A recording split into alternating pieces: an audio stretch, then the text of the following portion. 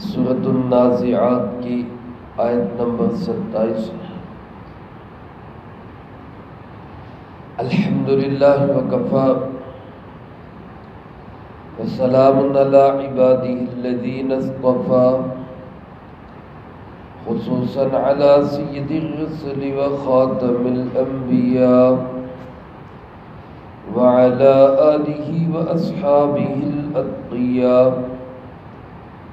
اما بعد فاعوذ باللہ من الشیطان الرجیم بسم اللہ الرحمن الرحیم اانتم اشد خلقا ام السماء بناها رفع سمكها فسواها وأغطش ليلها وأخرج ضحاها والأرض بعد ذلك دحاها أخرج منها ماءها ومرعاها والجبال أرساها متاعا لكم ولأنعامكم.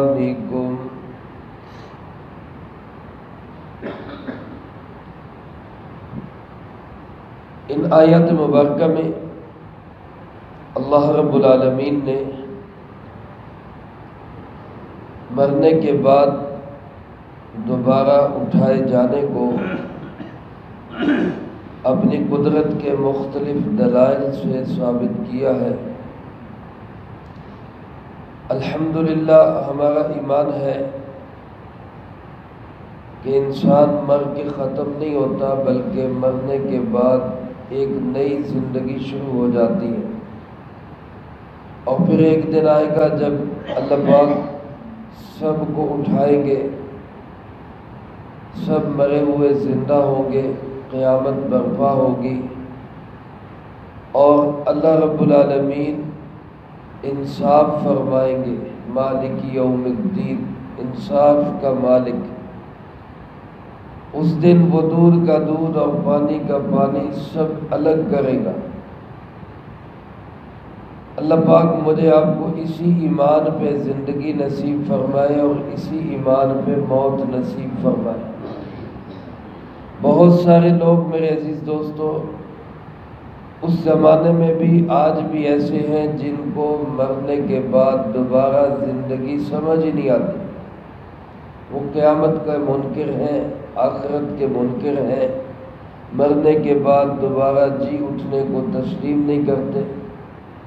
اللہ رب العالمین نے اسی بات کو ثابت کرنے کے لیے اس سے پہلے آیات مبارکہ میں اور پچھلے رکوع میں بھی اپنی قدرت کے دلائل بیان فرمائے. یہاں بھی اسی چیز کا تذکرہ ہے. ہم سے، انسانوں سے، خاص طور پہ منکروں سے اللہ پاک سوال کرتے ہیں انتم اشد خلقا ام السماء، کیا تمہیں بنانا زیادہ مشکل ہے یا آسمانوں کو؟ اللہ رب العالمین کے لیے تو کچھ بھی مشکل نہیں، نہ آسمان بنانے مشکل ہے نہ انسان بنانے مشکل ہے.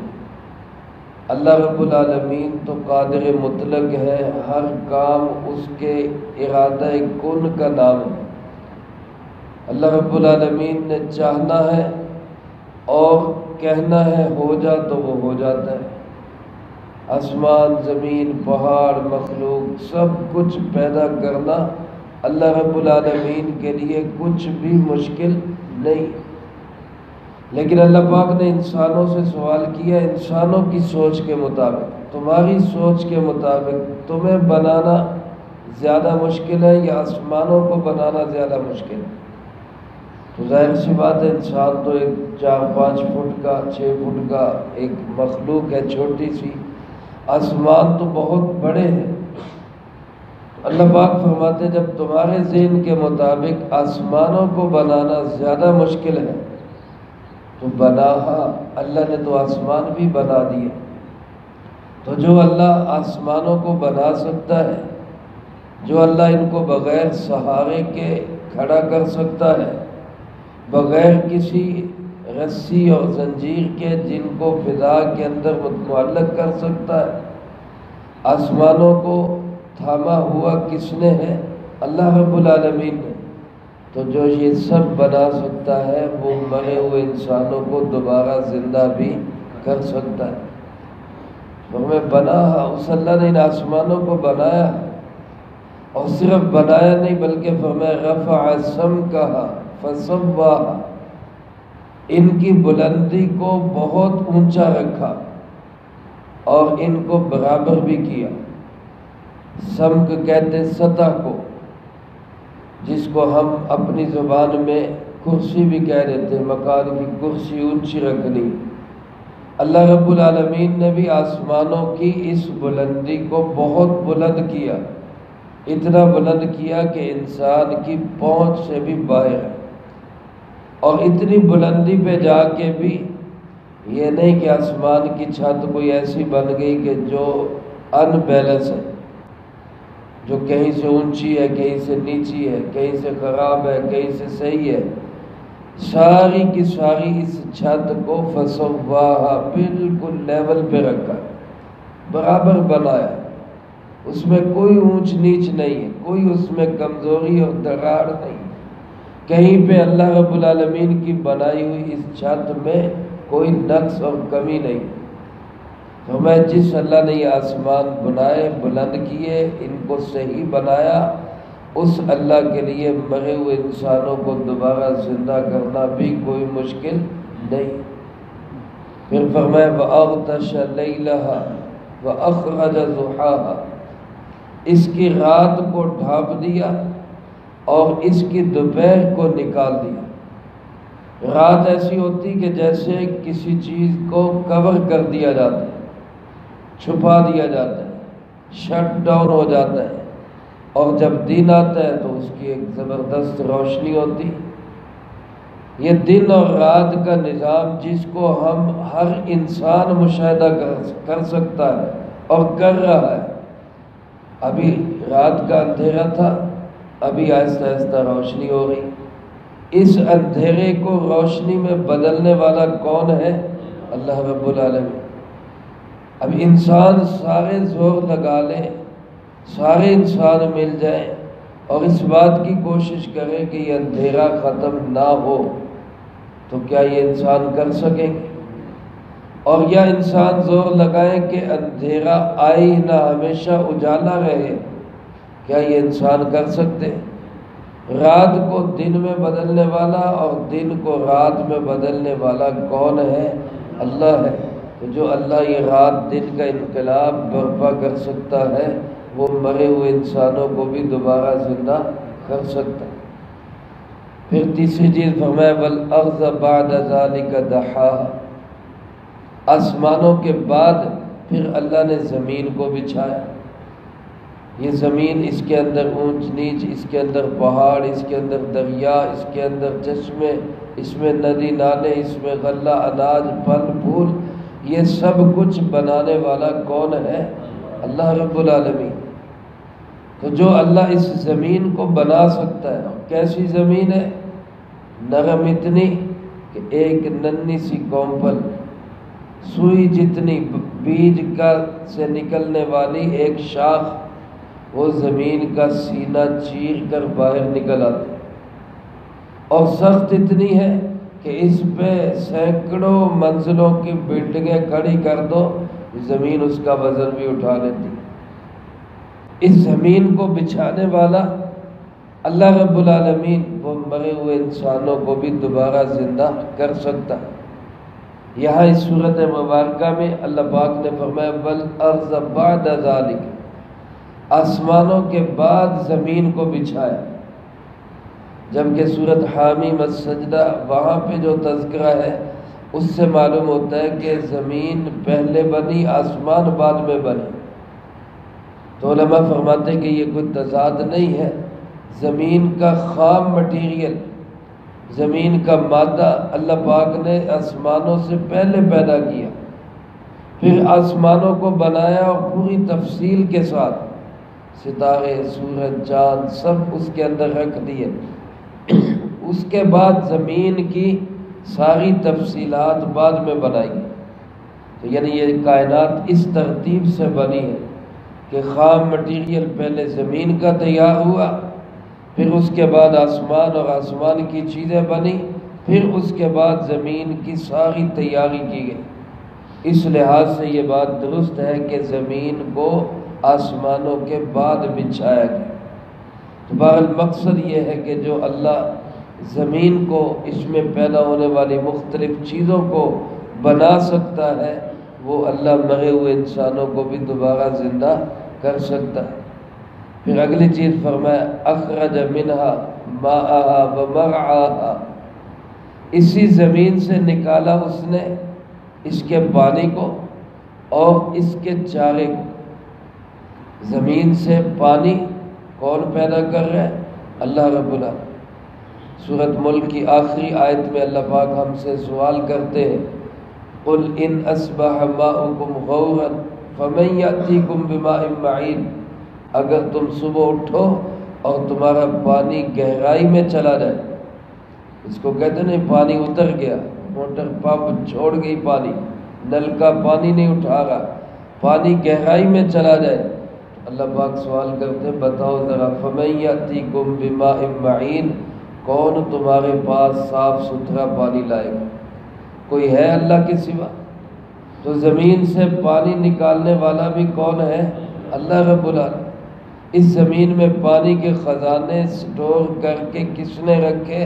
اللہ پاک نے رکھے، اور پھر اسی پانی کے ذریعے اس سے اللہ پاک چارے کو پیدا کرتے۔ مرعاہا، سبز چارہ، انسانوں کے لیے بھی بہت ساری سبز بوٹیاں، سبز چیزیں، اور اسی طرح پھر وہ جانوروں کے لیے بھی یہ سب کچھ پیدا کرنے والا وہ مرے ہوئے انسانوں کو بھی دوبارہ زندہ کر سکے۔ ایک ہی کیاری، ایک ہی زمین، ایک جیسا پانی، ایک جیسی کھاد، ایک جیسی خوراک، دو پودے الگ الگ نکل رہے، ہر ایک کے پتوں کا ڈیزائن مختلف، پتوں کا سائز مختلف، رنگت مختلف، ذائقہ مختلف، اس میں لگنے والے پھل پھول وہ مختلف۔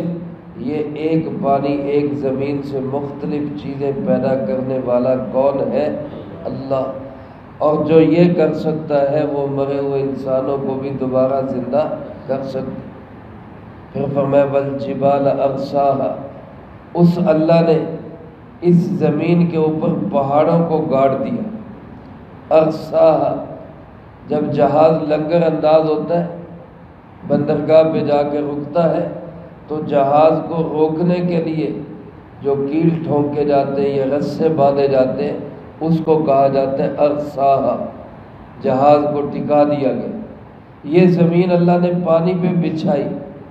علماء فرماتے ہیں یہ زمین بھی ڈولتی تھی، حرکت کرتی تھی، اللہ نے اس کی حرکت کو سکون میں بدلنے کے لیے اس کے اوپر پہاڑ گاڑ دیے۔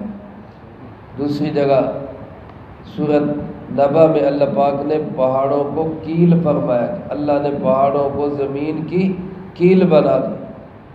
حضرت امام شاہ ولی اللہ رحمۃ اللہ علیہ فرماتے ہیں انسان کی زندگی مضطرب اور بے چین ہوتی اگر اللہ نے پہاڑوں کے اندر معدنیات نہ رکھی ہوتی۔ یہ مطلب بھی انہوں نے بیان فرمایا، پہاڑوں میں اللہ نے انسان کی زندگی کے اتنے وسائل اور ذخائر رکھ دیے، اگر یہ نہ ہوتے تو انسان کی زندگی بے چین اور مضطرب ہو جاتی۔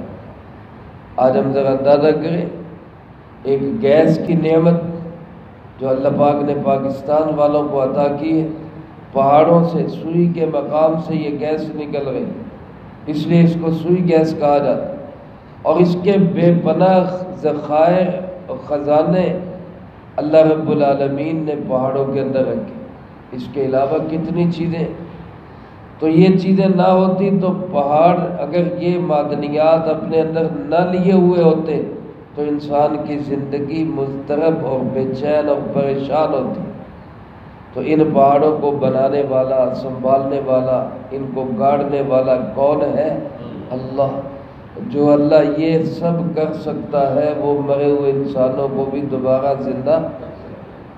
پھر اللہ پاک فرماتے ہیں یہ سب کچھ بنایا کس لیے؟ زمین، آسمان، پانی، چارہ، غلہ، غذا، سب کس کے لیے پیدا کیا؟ متاع لکم، تمہارے نفع کے لیے۔ ان میں سے اللہ پاک کو تو کسی چیز کی ضرورت نہیں، اللہ تو کسی چیز کا محتاج نہیں، یہ سب کچھ ہے انسانوں اللہ پاک نے جو پیدا کیا وہ تمہارے نفع کے لیے، وَلِأَنْعَامِكُمْ، اور تمہارے چوپاؤں کے نفع کے لیے، تمہارے مویشیوں مال ڈنگر کے نفع کے لیے پیدا کیا۔ اللہ رب العالمین تو انسان کا اتنا انسان کا بے رحم کھانے والا ہے، اتنا انسان کا خیال رکھنے والا ہے کہ اس کی ضرورتیں تو پوری کرنا کجا، اس کے مویشیوں کی ضرورتیں بھی پوری کر رہے ہیں، ان کو بھی کوئی تنگی نہ آئے۔ انسان کتنا جو ہے ناشکرا ہے، اسی اللہ کا کھا کے اسی کی بغاوت کرتا ہے، اسی کی بات نہیں مانتا، اسی کے بھیجے ہوئے برگزیدہ مقدس لوگوں کو ستاتا ہے اور ان کا انکار کرتا ہے۔ وہ کہتے مرنے کے بعد زندگی ہے، یہ کہتا ہے میں نہیں مانتا۔ تو میرے عزیز دوستو، یہ سارے دلائل بیان فرما کے اللہ پاک نے آگے ثابت کیا ہے کہ قیامت کا ایک بہت بڑا حادثہ بھی آنے والا ہے۔ اللہ پاک ہمیں اس کا یقین، مضبوط یقین نصیب فرمائے۔ جو لوگ نہیں مان رہے اللہ ان کو بھی ہدایت نصیب فرمائے، اور جو مان رہے ہیں ان کو بھی اللہ پاک عملی طور پر قیامت کی تیاری کی توفیق نصیب فرمائے۔ آج عملی طور پہ زبانی تو ہم مانتے ہیں قیامت آئے گی، حساب کتاب ہوگا، جزا سزا ہوگی، رب کے سامنے کھڑے ہونا ہوگا، لیکن عمل ہمارے کیسے؟ عمل ہمارے ایسے جیسے ہمیں کوئی پوچھنے والا ہے ہی نہیں۔ اس لیے آج اس بات کی ضرورت ہے ہم اس یقین کو مضبوط بھی کریں اور اس یقین کے مطابق اپنی زندگی کو، اعمال کو، اخلاق کو، کردار کو ہم اچھا خوبصورت بنائیں۔ اللہ پاک مجھے آپ کو سب کو اس کی توفیق نصیب فرمائے، جو کہا سنا اس کو زندگی میں لا کے دوسروں تک پہنچانے کی توفیق عطا فرمائے۔ اللہم انت السلام و منک السلام، تبارک ربنا و تعالیت یا ذا الجلال والاکرام۔ اللہم اعنا علی ذکرک و شکرک و حسن عبادتک۔ اللہم احسن عاقبتنا فی الامور کلہا واجرنا من خزی الدنیا وعذاب الآخرہ۔ اللہم باقیتا کباقیت الولید، اللہم استر عوراتنا وآمن روعاتنا۔ اللہم انا نجعلک فی نحورہم ونعوذ بک من شرورہم۔ اللہم اکفنا بحلالک عن حرامک واغننا بفضلک عمن سواک۔ اللہم اکفنا کل مہم من حیث شئت ومن این شئت۔ رب اغفر وارحم وانت خیر الراحمین۔ رب ارحمہما کما ربیانی صغیرا۔ اے مولا کریم، اس پورے ہفتے میں جتنا درس قرآن ہوا، ان طلبہ عزیز طالبات نے جتنی پڑھائی کی، ان احباب نے جو جو اعمال کیے، اللہ سب اعمال کو اپنی بارگاہ میں قبول فرما۔ اللہ ان مقبول اعمال کا اجر و ثواب ہمارے پیارے آقا جناب محمد کریم خاتم النبیین صلی اللہ علیہ وسلم کو پہنچا۔ آپ علیہ السلام کو ہم سب کی طرف سے بہترین جزائے خیر نصیب فرما۔ آپ کے توسل سے تمام انبیاء، تمام صحابہ، تمام اہل بیت، ازواج مطہرات، بنات اطہار، نبی پاک صلی اللہ علیہ وسلم کی امت کے وہ تمام لوگ جو اس دنیا سے جا چکے، جو موجود ہیں، جو قیامت تک آئیں گے، اللہ سب کو اس کا اجر و ثواب نصیب فرما۔ بالخصوص حاضرین مجلس میں سے جس کے جو عزیز و اقارب، رشتہ دار، دوست، احباب، اساتذہ میں